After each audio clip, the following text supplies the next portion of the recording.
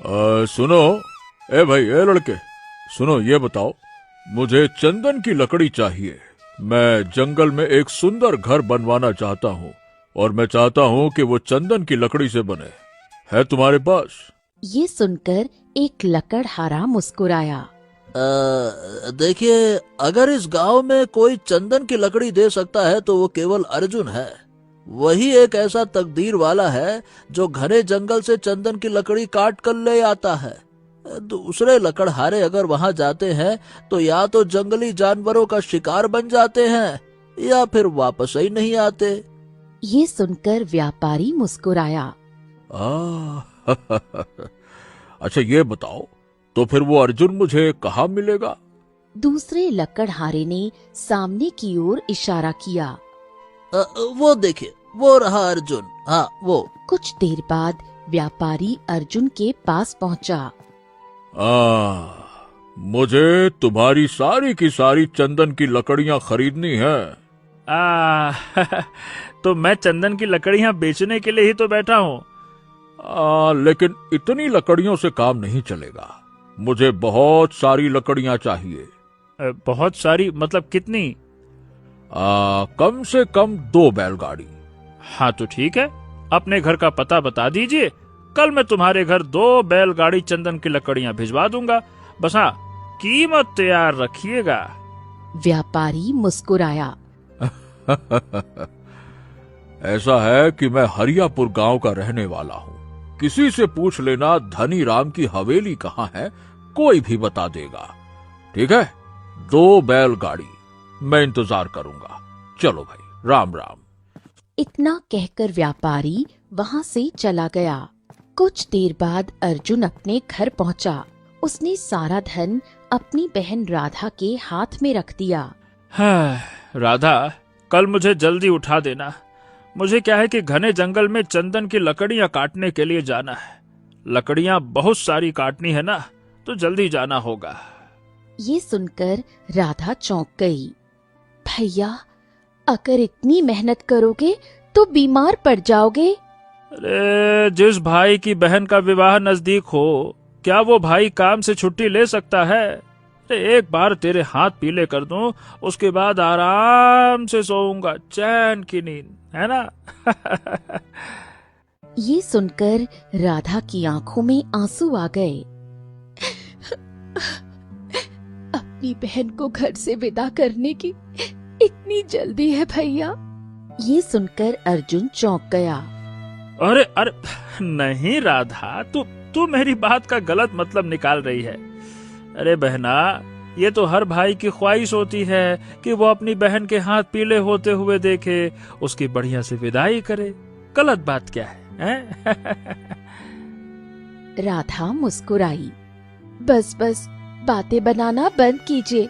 जाइए, हाथ धो लीजिए, मैं आपके लिए खाना लगाती हूँ। अर्जुन मुस्कुराते हुए हाथ धोने चला गया। अगले दिन राधा ने अर्जुन को जल्दी उठा दिया। अर्जुन गांव के मुखिया के घर पहुंचा। उसने दरवाजा खटखटाया। मुखिया ने दरवाजा खोला। अरे अर्जुन, क्या बात है भाई? इतनी सुबह सुबह सब कुछ ठीक तो है ना? मुखिया जी, राम राम। मुझे ना आपकी 2 बैलगाड़ियाँ चाहिए। ये सुनकर मुखिया चौंक गया। है? बैलगाड़ियाँ? लेकिन किस लिए? चंदन की लकड़ियों के लिए। वो क्या है कि मुझे 2 बैलगाड़ी भरकर चंदन की लकड़ियाँ हरियापुर गांव के धनी राम नाम के व्यापारी की हवेली में भेजनी है, तो बस उसी के लिए। ये सुनकर मुखिया चौंक गया। क्या धनी राम? ओहो, अरे वो तो बहुत बड़े आदमी है। वो तुमको कहाँ मिल गए? अरे, कल बाजार में आए थे ना वो। क्या बात कर रहे हो? वास्तव में? गजब भाई अर्जुन, तुम मतलब लकड़हारे तो हो लेकिन बड़े तकदीर वाले हो। बताओ भला, गांव में और भी लकड़हारे हैं लेकिन तुम्हारी बात कुछ अलग ही है। वाह, क्या बात है, शाबाश। अरे शाबाश तो ठीक है, प्रशंसा करना बंद कीजिए मुखिया जी।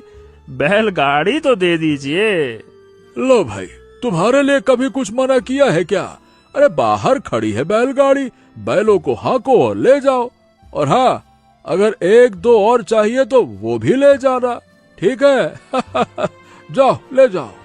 अर्जुन मुखिया की दोनों बैलगाड़ियां लेकर जंगल की ओर चला गया। चल चल चल। रुर्र, चल चल चल चल। दूर से इस दृश्य को जमींदार और कालू देख रहे थे। चले हम बैलगाड़ियां लेकर जंगल की ओर। ला ला ला ला ला ला ला ला। देख रहा है रे कालू, है तो लकड़हारा, लेकिन इसकी चाल देख, राजकुमारों जैसी लगती है। पता नहीं अपने आप को क्या समझता है। मालिक, मुझे तो डर लगता है। ये सुनकर जमींदार चौंक गया। अबे डर? कैसा डर है? मालिक, सारा गांव अर्जुन को तकदीर वाला कहता है। कहीं ऐसा ना हो कि उसकी तकदीर इतनी बुलंद हो जाए कि आपका नाम ही खत्म हो जाए। ये सुनकर जमींदार क्रोधित हो गया। ऐसी नौबत में आने नहीं दूंगा। कालू, तू शायद मेरी काली नजर को नहीं जानता। मेरी काली नजर जिस पर पड़ जाती है ना, वहां केवल सर्वनाश होता है। चल मेरे साथ, चल। इतना कहकर जमींदार कालू को लेकर अपनी हवेली की ओर चला गया। जमींदार अपनी हवेली में जाकर गुस्से से बैठ गया। कुछ कीजिए मालिक, आपको नहीं पता कि 1 महीने बाद अर्जुन की बहन की शादी होने वाली है, और मैंने सुना है कि वो कह रहा था कि वो अपनी बहन की शादी इतनी धूमधाम से करेगा कि जैसे जमींदार और गांव के मुखिया भी अपनी बेटी की शादी नहीं करते, उस स्तर की शादी करेगा। ये सुनकर जमींदार क्रोधित हो गया। देखता हूँ वो अपने बहन की शादी करता कैसे है। अरे लेकिन आप कर भी क्या सकते हैं मालिक? अर्जुन इस गांव का पहला व्यक्ति है जो आपका कर्जदार नहीं है। मेरे पास एक योजना है, इधर आ। इतना कहकर जमींदार कालू के पास आया और उसके कान में कुछ कहा। कालू मुस्कुराया। आहा, योजना तो बड़ी जबरदस्त है। चिंता मत कीजिए, कल तक आपकी योजना को अंजाम दे दिया जाएगा। चलिए, मालिक की जय हो। क्या योजना बनाई है।